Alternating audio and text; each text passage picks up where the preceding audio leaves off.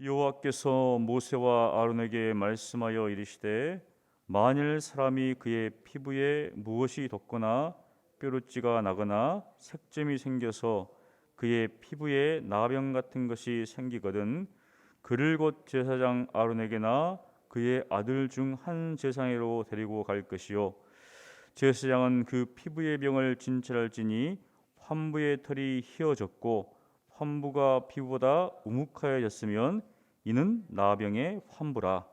제사장이 그를 진찰하여 그를 부정하다 할 것이요 피부의 색점이 희나 우묵하지 아니하고 그 털이 희지 아니하면 제사장은 그 환자를 이레 동안 가두어둘 것이며 이레 만에 제사장이 그를 진찰할지니 그가 보기에 그 환부가 변하지 아니하고 병색이 피부에 퍼지지 아니하였으면 제사장이 그를 또 이레 동안을 가두어 둘 것이며 이레 만에 제사장이 또 진찰할지니 그 환부가 엷어졌고 병색이 피부에 퍼지지 아니하였으면 피부병이라 제사장이 그를 정하다 할 것이요 그의 옷을 빨 것이라 그리하면 정하리라. 그러나 그가 정결한지를 제사장에게 보인 후에 병이 피부에 퍼지면 제사장에게 다시 보실 것이요 제사장은 진찰할지니 그 병이 피부에 퍼졌으면 그를 부정하다 할지니라. 이는 나병임이니라. 사람에게 나병이 들었거든 그를 제사장에게로 데려갈 것이요 제사장은 진찰할지니 피부에 흰 점이 돋고 털이 휘어지고 거기 생살이 생겼으면 이는 그의 피부에 오랜 나병이라. 제사장이 부정하다 할 것이요 그가 이미 부정하였은즉 가두어 두지는 않을 것이며 제사장이 보기에 나병이 그 피부에 크게 발생하였을 때 그 환자의 머리부터 발끝까지 퍼졌으면 그가 진찰할 것이요 나병이 과연 그의 전신에 퍼졌으면 그 환자를 정하다 할지니 다 휘어진 자인즉 정하거니와 아무 때든지 그에게 생살이 보이면 그는 부정한즉 제사장이 생살을 진찰하고 그를 부정하다 할지니 그 생살은 부정한 것인즉 이는 나병이며 그 생살이 변하여 다시 휘어지면 제사장에게로 갈 것이요 제사장은 그를 진찰하여서 그 환부가 휘어졌으면 환자를 정하다 할지니 그는 정하니라.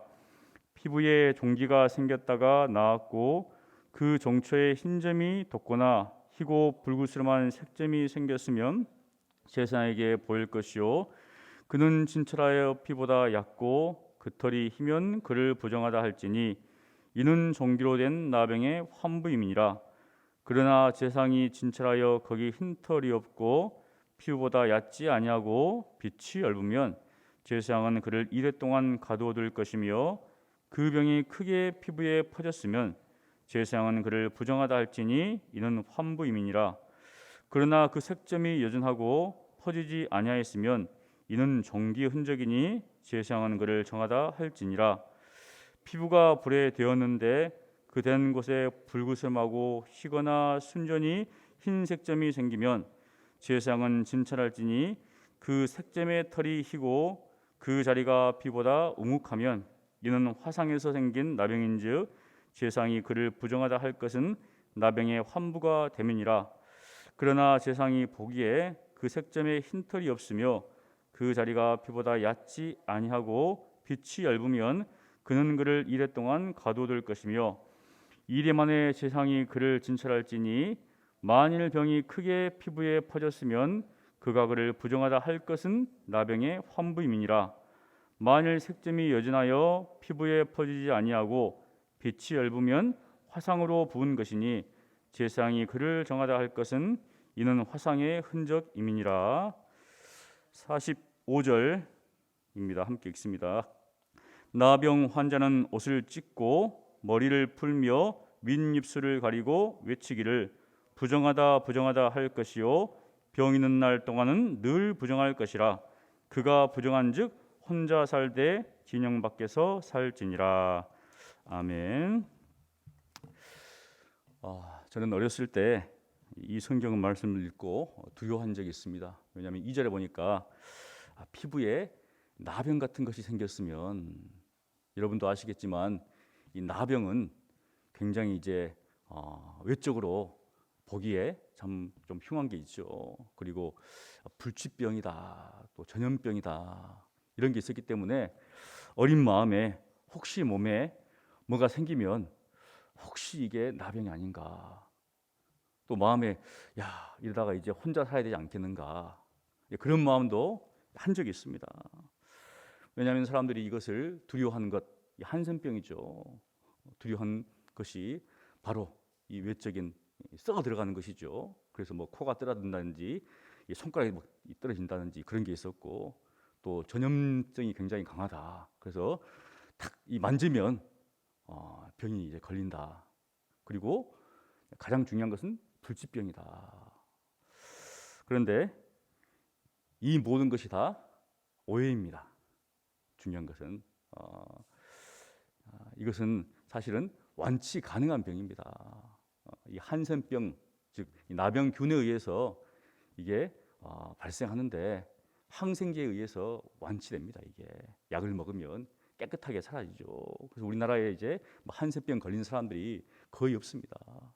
그리고 또 한 가지는 뭐 손만 탁 대면 걸린다라고 하는데 사실은 전염성도 굉장히 낮습니다. 이게 코로나19에 비하면 그냥 거북이 수준이에요. 이게 그런데 우리는 막 손만 탁 대면 걸린다고 생각하죠.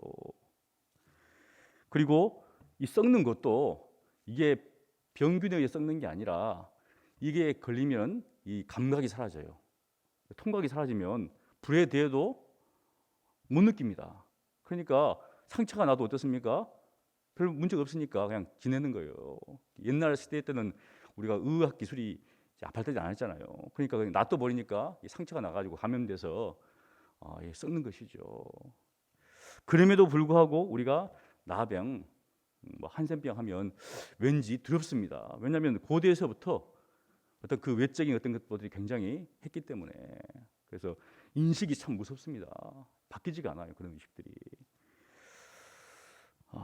오늘 본문에도 우리가 오해할 만한 소지가 있는 말씀이 있습니다. 바로 여기 보니까 2절에 나병 같은 것이 생기거든. 사실 이 히브리어로 여기 쓰인 이 나병은 짜라트 해가지고 한센병이 아닙니다. 근데 번역할 때 이제 나병이라고 썼어요. 이게 번역상에 조금 오류죠.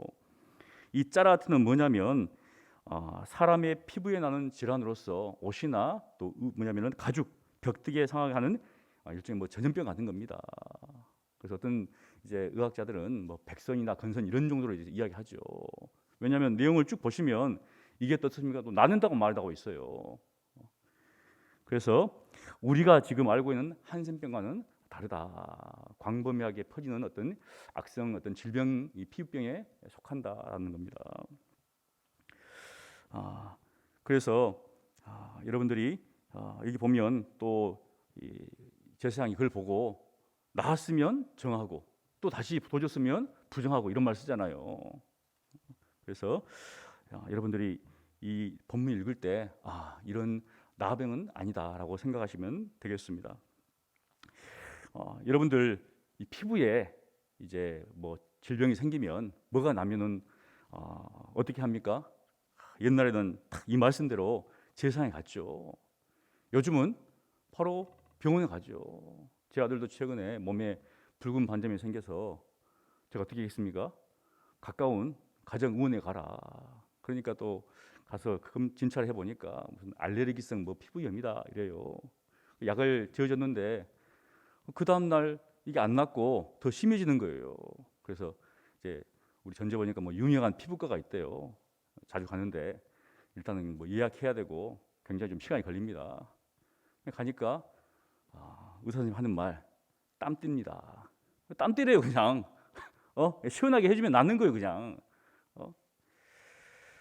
그래서 우리는 어떻습니까? 시대가 바뀌었죠.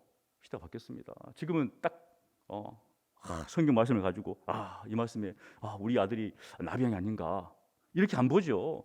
그냥 가라 병원 가라 자연스럽습니다. 근데 고대 세계에서는 이스라엘 세계에서는 세상에 보였어야 돼요. 그것이 그들의 일상이었습니다. 삶이었어요. 우리가 그냥 병원에 보내는 것과 똑같았습니다. 이제 무엇인가 이 규례는 사실 11장부터가 규례가 쭉 나오잖아요. 먹는 규례, 또 산열의 규례, 이런 피부병의 규례, 이런 것들은 종교적인 측면이 굉장히 강하죠. 종교적인 측면이. 그렇다고 의학적인 그런 측면이 무시되는가? 또 그렇지도 않아요. 13장은 예방의학적인 측면이 있어가지고 개인에게 있어서나 공동체에 있어서 굉장히 중요한 말씀입니다. 왜냐하면 한 사람이 그 공동체에서 분리되는 거잖아요. 이제 제사장이 보고 당신은 나방입니다, 짜라트입니다 이렇게 하면 그냥 바로 격리돼요. 그냥. 그리고 만일 전염성이 있다고 하면 그대로 놔두면 방치하면 이제 공동체를 전염이 되잖아요. 그런 것처럼 만일 제사장이 이 사람을 짜라트라고 판명한다면 그 사람은 바로 사회로부터 격리가 되고, 아까 우리 45절 읽은 것처럼 옷을 찢고, 자기 옷을 찢습니다. 머리를 풀고 윗입술을 가리고 부정하다 부정하다 이렇게 합니다. 히브리어로 타메 타메 이런 외쳐요. 이제 옛날 중세 시대에 나병이 걸리면, 한센병이 걸리면 만일 이제 추방되는 경우가 있지만 그 안에 살면은 종을 가지고 다녔어요. 그러니까 종소리가 울리면 나병 환자다 해가지고 다 도망가는 거예요. 이제 왜냐하면 그걸 통해서 오지 말라는 거죠. 오지 말라는 겁니다. 무엇인가 바로 그리고 이제 진영 밖에서 살았습니다. 그러니까 제사장이 잘 판단해야 되겠죠. 그래서 2대 만에 정확히 판단하기 위해서 이제 2대 14주죠. 14일이죠. 14일 동안 관찰한 후에 판명을 내리죠. 여러분, 코로나 이렇게 증상이 있을 때 2주간 격리시키잖아요. 이 고대 사회 약 3,500년 전에도 이런 게 있을 때 일단은 격리를 시켰습니다. 지금도 격리를 하잖아요. 자가 격리하고 시설 격리하고 똑같아요. 왜냐하면 전염성이 있으면 그 공동체에 문제가 되기 때문에. 그래서 제사장이 이것을 판별할 때 신중에 신중을 구했는데 부정하다는 판결은 두 가지 조건이 있죠. 환부의 털이 휘어졌거나 아니면 피부보다 묵묵할 때 이 사람은 부정하다 이렇게 판결을 내렸습니다. 여러분들 아시다시피 코로나19로 인해서 한국교회가 굉장히 욕을 먹었습니다. 왜죠? 지식 있는 지식 없는 열심 때문에. 이제 굉장히 신앙이 좋다고 하시는 분들 중에는 혹 이런 사람이 있어요.